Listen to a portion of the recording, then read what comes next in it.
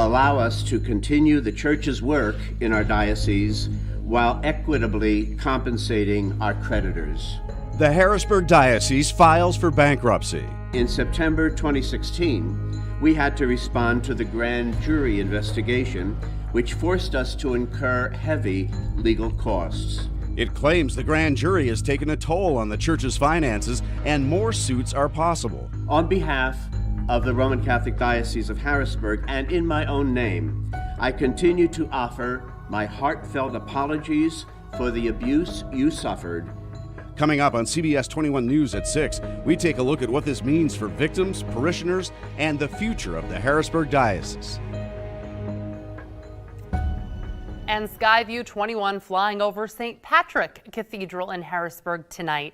As we've been saying, the Harrisburg Diocese has filed for bankruptcy, and this really leaves the future of victims of clergy abuse and parishioners wondering what's next. Thanks for joining us at 6. I'm Jasmine Brooks. A lot of questions over this tonight, so let's get to it. I'm Rob Hanrahan. We're covering this story for you from every angle, from the announcement to the reaction. We've got you covered. We have team coverage of today's groundbreaking announcement. Let's get right to CBS 21's Michael Gorsegner kicking off our team coverage. Michael.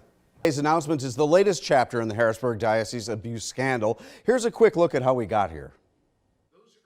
This started following a scathing grand jury report in 2018 outlining decades of sexual abuse by more than 70 priests and cover-up by church leaders. There were two primary goals outlined by the grand jurors: to disclose the abuse and to ensure it never happens again. The critical question now is whether elected representatives and church officials will actually listen. Since the report, the diocese opened a temporary settlement program. Many of those now adult victims identified in the grand jury report are too old under state law to sue the diocese. The state legislature last year took a crucial step toward amending the state constitution to give those victims a new opportunity to sue their abusers and institutions that may have covered it up. The grand jury urges lawmakers to create a civil window in Pennsylvania so that older victims may now sue for damages from when their bodies were defiled as children. The proposed amendment allowing such a lawsuit window must be passed by lawmakers again in the 2021-22